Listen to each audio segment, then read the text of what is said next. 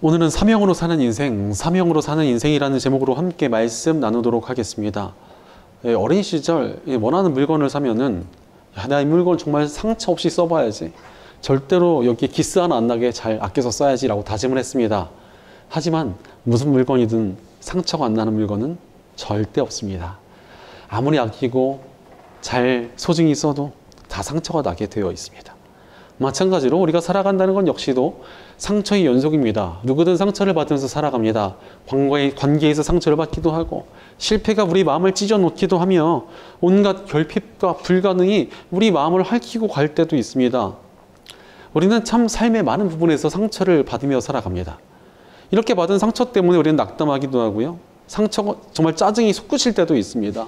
분노나 우울감을 느낄 때도 있고, 내 인생이 정말 싫어지기조차 합니다.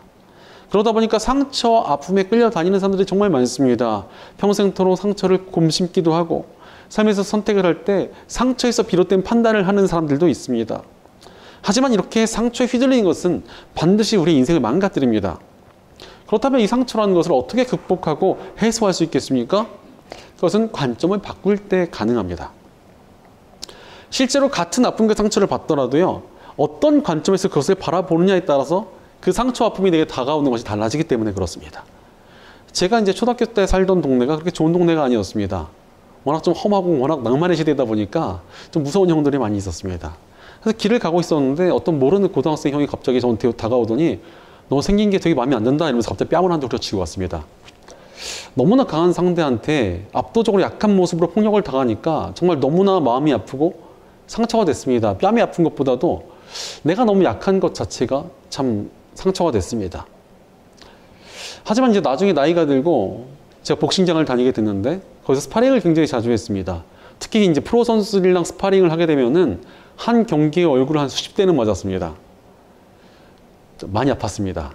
하지만 압도적인 상대에게 맞았어도 그게 크게 상처가 되지 않았습니다. 오히려 야, 프로 선수와 이렇게 멋지게 스파링을 해내다니, 아, 정말 대단하다, 나 자신, 이러면서 굉장히 뿌듯했던 기억이 있습니다. 마찬가지로 어떠한 관점으로 바라보느냐에 따라서 다가오는 상처가 정말 다르게 느껴지게 됩니다. 그냥 아무 생각 없이 살다 보면은 온갖 것이 아프고 온갖 것이 다 상처가 될 것입니다. 하지만 온전한 관점을 가지고 살아가면은 내게 다가오는 아픔들이 그냥 아픔이 아닙니다.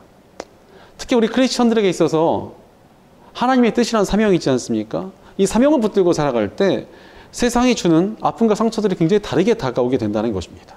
이 상처를 그냥 나 혼자 끙끙 앓고 있는 것이 아니라 하나님께서 이것을 알아주실 것이고 위로해 주신다는 것을 깨닫게 되고, 또한 사명 가운데 상처 입은 이들을 또 복 주시며 상급까지 주신다는 것을 우리가 알게 되기 때문입니다.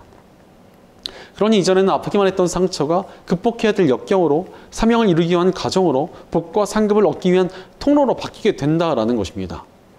바로 사명으로 사는 인생에는 상처와 아픔을 극복할 수 있는 힘이 있습니다. 오늘 말씀의 주인공인 요셉도 그러했습니다. 1절에서 4절 말씀을 보니까 요셉이 이제 드디어 형들에게 자신의 정체를 밝힙니다. 이 정도면 형들이 변화와 반성을 충분히 느꼈기 때문에 이제 자신의 정체를 밝혀준 것입니다. 요셉은 형들을 벌하거나 보복하는 대신에 형들을 변화시키고자 사명을 따랐습니다. 그래서 여러 가지 과정들을 통해서 형들을 변화시키고자 했고 스스로의 죄를 깨닫도록 이끌어 주었습니다. 이렇게 하나님의 뜻대로 형제들을 세우는 사명을 따르다 보니까 오히려 자신이 거기서 상처를 극복해가며 용서와 회복을 경험하게 되었습니다. 바로 사명으로 사니까 상처에 휘둘리지 않고 극복할 수 있는 힘이 생긴 것입니다. 요셉이 자기 정체를 밝히면서 흘린 눈물은 용서와 회복의 눈물이었고 사명자의 눈물이었습니다. 우리가 올 한 해 동안에 With the Right Spirit, 바른 정신으로 함께 가기라는 주제로 요셉의 인생을 살펴보고 있습니다. 자, 오늘 본문에 드러난 명확한 바른 정신이 무엇입니까? 바로 사명으로 사는 것 아니겠습니까? 사명으로 살 때 우리는 상처에 휘둘리지 않고 온전히 바르게 살아갈 수 있습니다. 그러므로 우리도 사명으로 살아야 합니다. 실제로 사명으로 살아가면 인생이 바뀌게 됩니다. 오늘 본문 5절을 보니까 이제는 걱정하지 마십시오. 자책하지도 마십시오. 형님들이 나를 이곳에 팔아 넘기긴 하였습니다만 그것은 하나님이 형들보다 앞서서 나를 여기에 보내셔서 우리의 목숨을 살려주시려고 그렇게 하신 것입니다. 라고 요셉이 말합니다. 이게 바로 사명자의 관점 아니겠습니까? 형들이 자신을 죽이려다가 노예로 팔아서 상처 입혔지만 사명의 관점으로 보니까 하나님께서 자신과 형들과 모든 가족들을 살리기 위한 계획이었을 뿐이다 라고 요셉이 고백을 한 것입니다. 사실 어린 나이에 이 17살, 18살 이 나이에 죽임당할 뻔하고 노예로 끌려갔다가 누명을 쓰고 감옥에 갇힌 시절들이 얼마나 아프고 힘들었겠습니까? 그러나 하나님의 사명을 이루는 과정에서 일어난 일이라고 생각하니까 이 요셉이 그 아픔과 모든 모든 아픔과 상처들을 다 극복해버린 것입니다. 오히려 하나님의 사명을 이루는 과정에 불과했다라고 여기고 있다는 것입니다. 이런 사명감이 바로 요셉으로 하여금 많은 어려움과 난관을 이겨내게 만드는 힘이었습니다. 사명자로 살아갈 때 관점이 완전히 달라지고 이 관점이 우리에게 평정심을 주기 때문에 그렇습니다. 어떤 상황에도 흔들리지 않는 단단한 마음이 하나님의 사명자에게 주어진다는 것입니다. 실제로 8절 말씀을 보니까 요셉은 나를 이리로 보낸 것은 형님들이 아니라 하나님이십니다. 하나님이 나를 이리로 보내셔서 바로의 아버지가 되게 하시고 바로의 온 집안의 최고 어른이 되게 하시고 이집트 온 땅의 통치자로 세우신 것입니다 라고 말합니다. 그는 지금 세계에서 꼽힐 정도로 높은 자리에 앉아 있지만 그 자리로 인해서 교만해지거나 뽐내거나 권력에 취하지 않았습니다. 사명으로 살아가고 있으니까 높은 자리든 낮은 자리든 흔들리지 않을 수 있었다라는 것입니다. 사명으로 사니까 높은 자리에도 교만해지지 않고 낮은 자리에도 절망하지 않는 단단한 마음이 생겨났습니다. 이런 평정심이 얼마나 강력합니까?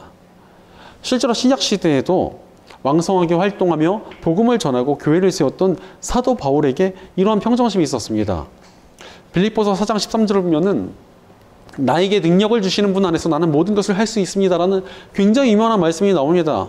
그런데 많은 분들이 이 말씀을 좀 잘못 해석하고 있는 것 같습니다. 이 말씀을 보면서 내게 불가능이 없다, I can do it 이렇게 말하는 것이라고 착각을 합니다.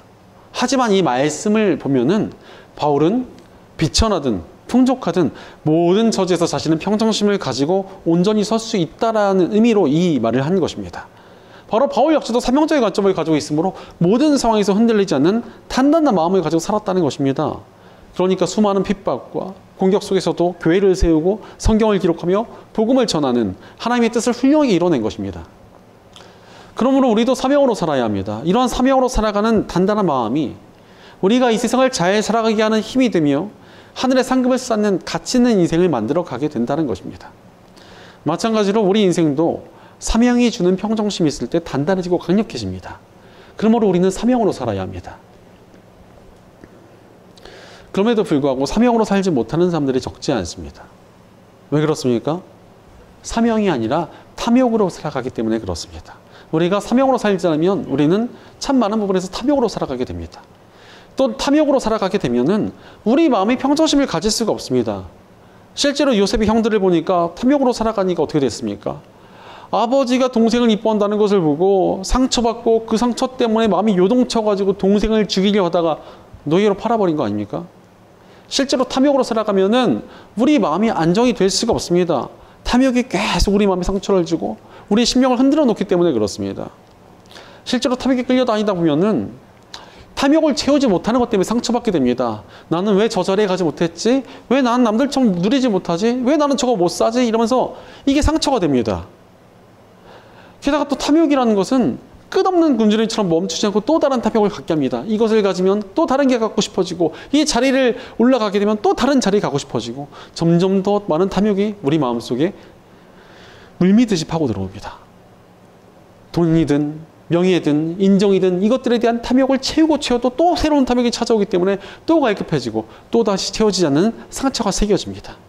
이렇게 계속 상처가 쌓이는 악순환이 반복되니까 인생이 단단하게 평정심을 유지할 수가 없습니다. 항상 흔들리고 항상 온전치 못한 것입니다. 실제로 요셉의 형들이 계속 탐욕으로 살아가고 있다 보니까 어떻습니까? 온 땅에 기근이 와가지고 자식들이 괴로워하고 늙은 아버지가 죽어가고 있어도 그냥 멍하니 있습니다. 이 탐욕에 사로잡혀가는 인생이니까 제대로 된 의욕도 없고 바른 것에 대한 기준도 무너지고 진정한 열정도 없이 살아가고 있었던 것입니다. 어차피 아버지는 이미 없어진 요셉을 좋아했고 걔만 사랑했으니까 우리는 뭐 그냥 대충 살아도 되지 뭐 우리가 뭐 가족 생길 필요 있어 이러면서 질투심과 시기심에 사로잡혀서 그냥 살아갔던 것입니다. 이게 얼마나 어리석고 부족한 인생입니까? 하지만 요셉은 그런 형들의 마음을 바르게 이끌어주고자 합니다. 압박하고 위기를 주어서라도 형들의 마음을 하나님께 돌이키게 만들었습니다. 그래서 형들에게 사명감이 회복되었습니다. 반드시 막내 베냐민을 안전하게 데리고 돌아가겠다는 사명감을 가지게 되었습니다. 그러니 막내 베냐민을 이를 위기에 처하자 동생을 구하겠다며 목숨을 걸고 자신들이 대신 노예가 되겠다는 열정과 담대함을 보인 것입니다. 사명으로 사니까 인생이 달라졌습니다. 그러니 우리도 사명으로 살아야 합니다. 그래야 우리 삶도 온전히 세워질 수 있습니다.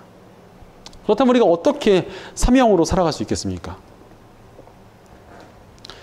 십자가의 복음 안에서 가능합니다. 원래 우리가 어떤 인생을 살았습니까? 저마다의 탐욕을 쫓던 죄인된 인생이었습니다. 그러나 하나님께서 십자가의 복음으로 우리를 구해주셨습니다. 우리의 죄를 대신하여 하나뿐인 하나님의 아들 예수님께서 십자가의 죽음이라는 고귀한 희생의 대가를 치러주셨습니다. 예수님의 십자가 덕분에 우리는 구원받은 하나님의 백성이 될 수 있었습니다. 이렇게 하나님의 백성이 되었다는 것은 이제 우리가 영원한 하나님 나라에 들어갈 자격을 지닌 하나님의 자녀들이 되었다는 것입니다. 이제 우리는 이 땅에서의 가치만 쫓는 인생이 아니라 영원한 가치를 준비하는 인생을 살아갈 수 있게 된 것입니다. 바로 이 땅에서 우리는 영원히 살지 않는다는 것을 기억해야 됩니다. 예전에 욜로라고 해가지고 한 번뿐인 삶을 즐기며 살아야 된다. 이게 굉장히 큰 인기를 끌었습니다.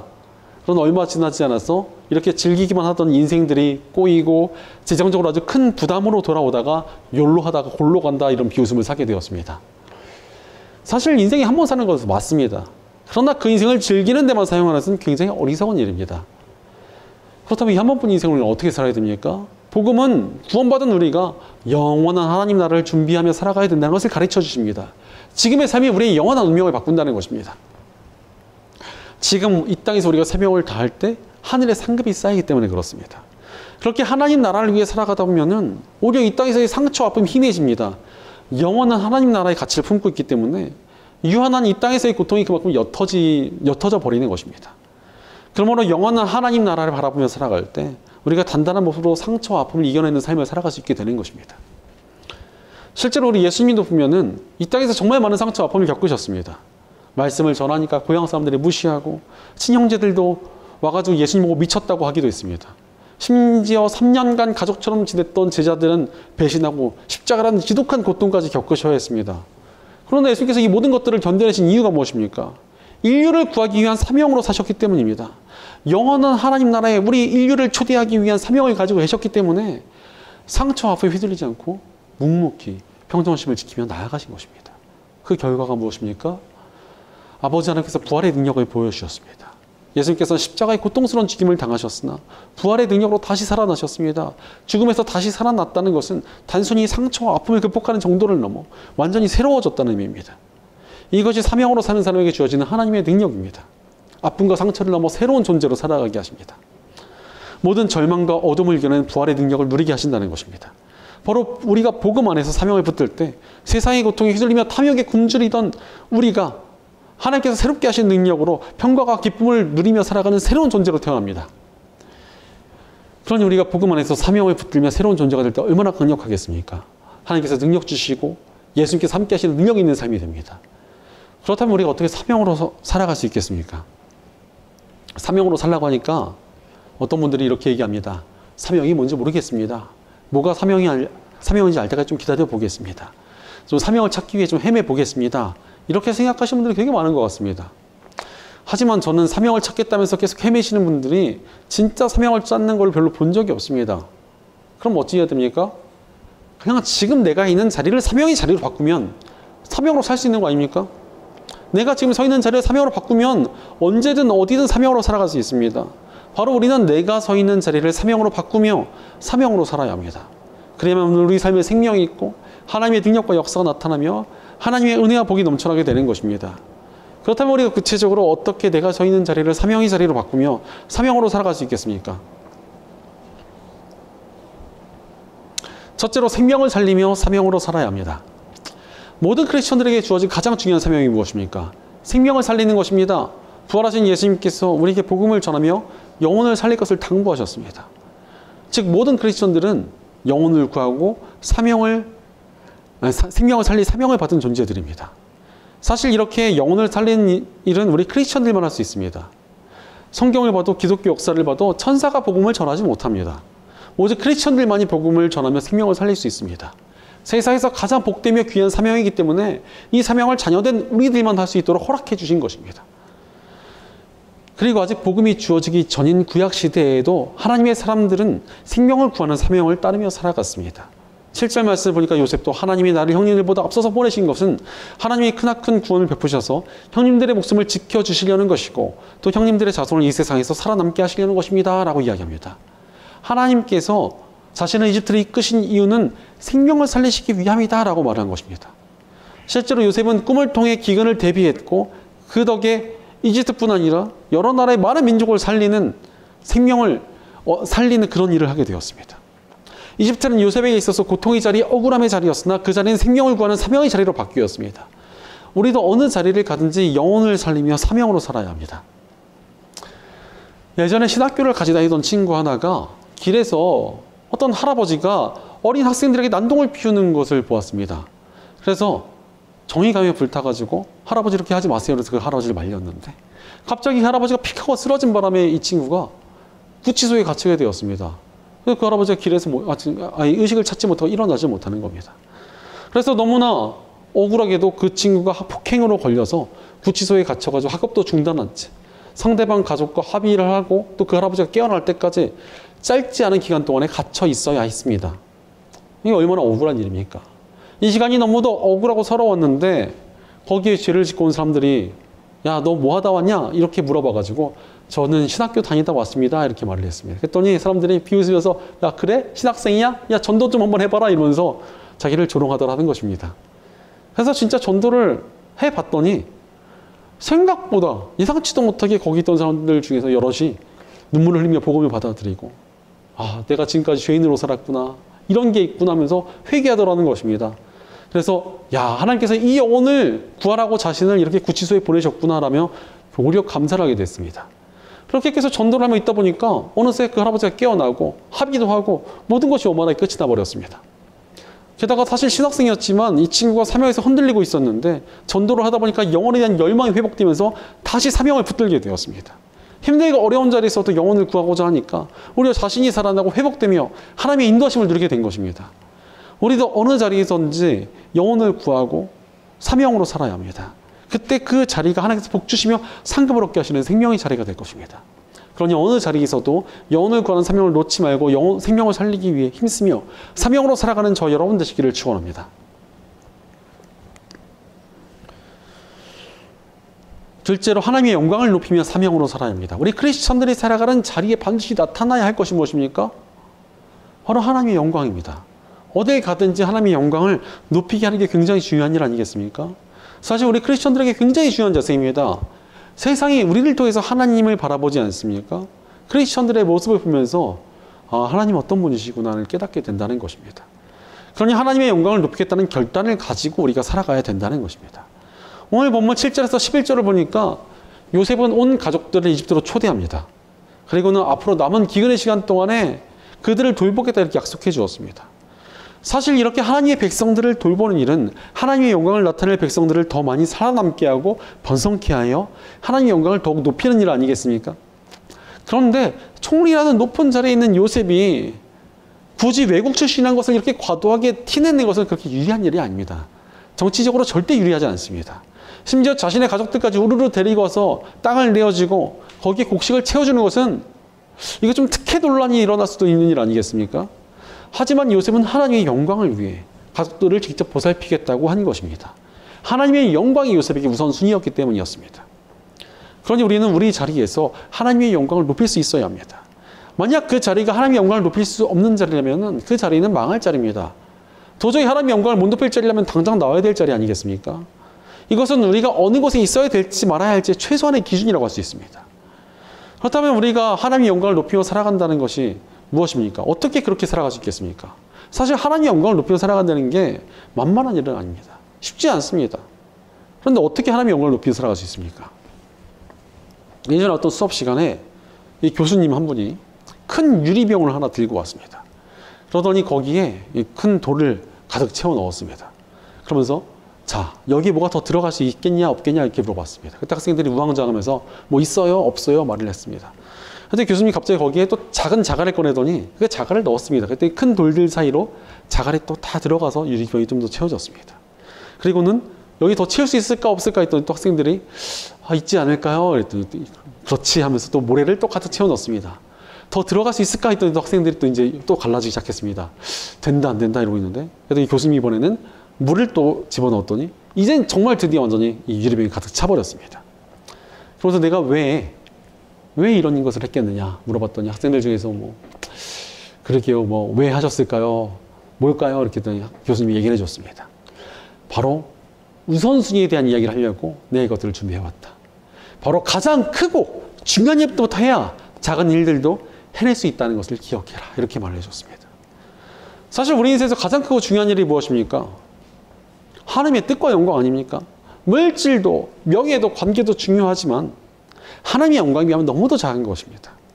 게다가 다른 모든 것들은 사라지지만 하나님의 영광은 영원합니다. 그러니 가장 중요한 것은 하나님의 영광입니다. 바로 우리는 하나님의 영광을 우선순위로 삼으며 사명으로 살아야 합니다. 그때 삶에 다른 모든 것들도 따라오게 되어 있습니다.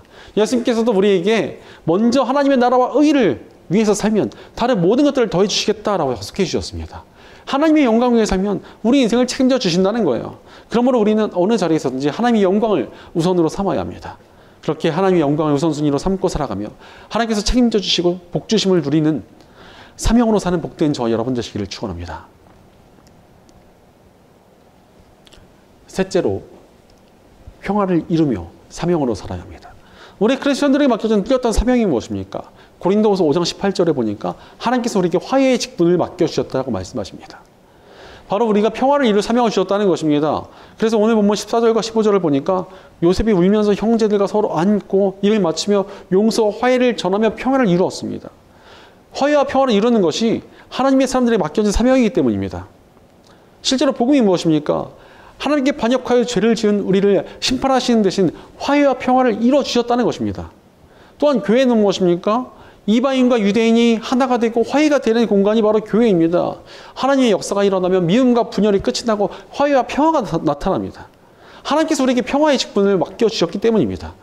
심지어 예수님께서는 화평케 하는 자가 하나님의 자녀들이라고까지 말씀하셨습니다. 이런 평화를 이루는 것에 얼마나 강력한 힘이 있는지 모릅니다. 옆나라 일본에 이제 도쿠가와 막부라는 것이 있었는데 그것이 이제 쇠퇴하게 되면서 개혁을 이루고자 했던 세력들이 있었습니다. 한참 서구 열강들이 아시아로 눈을 돌리고 아시아의 침범에 들어있던 시기라 굉장히 혼란스러운 시기였습니다. 그런데 개혁의 두 주축이라고 할 수 있는 조슈라는 지역과 사치바라는 지역이 사이가 너무나 나빴습니다. 서로 보기만 하면 물어뜯고 난리가 났습니다. 그러니까 이 도쿠가와 막부가 쇠퇴해 가면서도 이 견제 세력들이 지들끼리 싸우고 있으니까 힘을 유지할 수가 있었습니다. 이때 똑같이 개혁의 뜻을 품고 있었던 시골 무사인 사카모토 료마라는 사람이 있었는데 이 사람이 이 두 지역을 번갈아 가며 다니면서 정말 이들을 정말 극적으로 화해를 시켜냅니다. 강력한 개혁 세력 두 개가 힘을 합쳐버리니까 이 연약해진 도쿠가와 막부는 싸움을 포기하고 자기들이 권력을 내려놓겠다라고 선포하며 일본의 정치적 혁명인 메이지 유신이 완수돼 버렸습니다. 이로 인해서 일본은 빠르게 서구 문명을 받아들일 수 있었고 이로 인해 일본의 역사가 100년을 앞당겨졌다는 평가가 있습니다. 그 덕에 일본이 정말 빠르게 새로운 문명을 받아들이며 강대국이 되었습니다. 물론 그 이후에 그 힘을 잘못 사용하여 우리나라를 포함한 다른 나라를 핍박하며 전쟁을 일으켰다가 패전국이 되어 비참한 꼴을 당하긴 했습니다. 하지만 위기의 때 화해를 이룬 사람이 있으니 나라의 운명이 바뀐 것 아니겠습니까? 그런데 지금 이 시대는 그 어느 때보다 분열과 갈등이 이 사회를 넘어 온 세계에 퍼져 있습니다. 이때 화해를 이루고 평화를 이룬다면 세상이 바뀌지 않겠습니까? 하나님께서 맡기신 화해 직분을 잘 감당할 사람이 너무나 절실한 시대입니다. 이 직분을 감당하기 위해선 내가 있던 자리에서부터 평화를 이루어가야 합니다. 내 주변부터 평화를 이루고 깨진 관계들을 화해시키며 사람과 사람을 잇는 다리가 될 때 우리 인생이 얼마나 아름답게 하나님의 뜻을 이루며 쓰임받겠습니까? 무엇보다도 하나님과 영혼들을 화해시킬 때 하나님께서 우리의 삶을 기뻐하시며 능력과 은혜와 복을 넘치도록 주실 것입니다. 그러므로 우리는 평화를 이뤄가며 사명으로 살아야 합니다. 평화를 이루는 사명을 감당함으로 우리에게 평화를 주시고 은혜를 베푸시는 하나님의 능력과 복을 드리며 사명으로 살아가는 복된 저 여러분 되시기를 축원합니다. 살아가는 여러분, 사명으로 살아오고 계십니까? 이 땅을 살아가는 동안에 우리는 참 많은 상처와 아픔을 겪을 것입니다. 또한 많은 유혹과 흔들림도 겪어야 할 것입니다. 이 삶을 그냥 살아가면은 우리는 늘 아프고 괴로움이 흔들릴 것입니다. 하지만 사명자로 살아갈 때 상처와 아픔은 하나님의 능력과 복의 통로가 됩니다. 게다가 세상의 유혹이 흔들리지 않는 굳건한 삶을 살아갈 수 있습니다. 그러니 우리는 사명자의 관점을 가지고 사명으로 살아야 합니다. 오늘 본문 12절과 13절을 보니까 요셉은 형제들을 가나안 땅으로 보내어 가족들을 데리고 오라는 사명을 전해줍니다. 당신들은 그저 먹을 것을 찾아 헤매는 존재가 아닌 하나님의 사명을 따라 생명을 살리고 하나님의 영광을 높이며 평화를 이룰 사명자 들이려고 그들을 세워주었던 것입니다. 이런 사명감이 사람에게 있을 때 사람의 인생이 달라집니다. 어떤 한 사람의 큰 건물을 짓기 위해 일하던 인부들에게 가서 질문을 했습니다. 지금 무슨 일을 하고 있습니까? 라고 했더니 한 인부가 정말 똥 씹은 표정으로 뭘 하긴 죽지 못해 돈 벌고 있지 않소? 이렇게 답을 했습니다. 머쓱해진 그 사람은 다른 사람에게 같은 질문을 했더니 그 인부는 활짝 웃으면서 하나님의 영광을 드러낼 아름다운 건물을 짓기 위해 제가 쓰임받고 있습니다. 라고 외쳤습니다. 사명감 없이 부정적인 답을 한 사람은 지금 그 자체로 지옥 같은 삶을 살고 있는 것입니다. 하지만 사명감을 지닌 사람은 천국을 누리며 살고 있는 것 아니겠습니까? 이런 삶이 얼마나 강력하게 힘이 있겠습니까? 무엇보다 강력하게 사명을 붙든 사람에게 하나님께서 함께 하시며 복과 은혜를 넘치도록 부어주실 것입니다. 그러므로 우리는 사명으로 살아야 합니다. 생명을 살리고 하나님의 영광을 높이며 평화를 이루는 그 사명을 붙들어야 합니다. 그러므로 사랑하는 여러분, 사명을 가슴에 품고 살아오고 계십니까? 삶의 자리에서 영혼을 살리고 평화를 이루며 주님의 영광을 높이는 사명을 붙들고 있습니까? 우리 삶이 하나님 안에서 복되고 단단하게 세워질 것입니다. 그러므로 우리 삶 가운데 늘 하나님께서 주신 사명을 붙들고 살아가며 쓰임받고 하나님께서 주시는 은혜와 상급을 누리는 복된 저와 여러분 되시기를 주의 이름으로 간절히 축원합니다. 기도하겠습니다. 우리에게 귀한 사명을 맡겨주시고 복된 길로 인도하시는 하나님 아버지 감사와 찬양을 드립니다. 하나님께서 귀한 사명을 주셨음에도 우리가 상처나 탐욕에 휘둘리며 살아가는 어리석은 인생을 살진 않았는지 우리의 인생을 돌이켜봅니다. 그러나 이제 우리가 하나님 안에서 사명으로 살아가기 원합니다. 하나님께서 맡기신 영혼을 살리는 저희가 되게 하여 주옵소서. 하나님의 영광을 높이는 그런 삶을 살아가게 하옵소서. 하나님의 영광의 우선순위를 늘 붙들게 하여 주시옵소서. 인생 가운데 평안을 이루는 아름다운 사명의 삶을 살아가도록 저희를 붙들어 주옵소서. 늘 사명을 붙들며 살아가는 저희를 도와주시고 인도하시며 복되게 하여 주시옵소서. 우리 공동체 가운데 함께 해주셔서 저희가 함께 사명을 붙들고 생명을 살리며 하나님의 영광을 높이고 평화를 이루는 아름다운 공동체가 되게 하여 주시옵소서. 늘 우리 함께 하시며 사명을 인도하시는 우리 주 예수님의 이름으로 기도드리옵나이다. 아멘.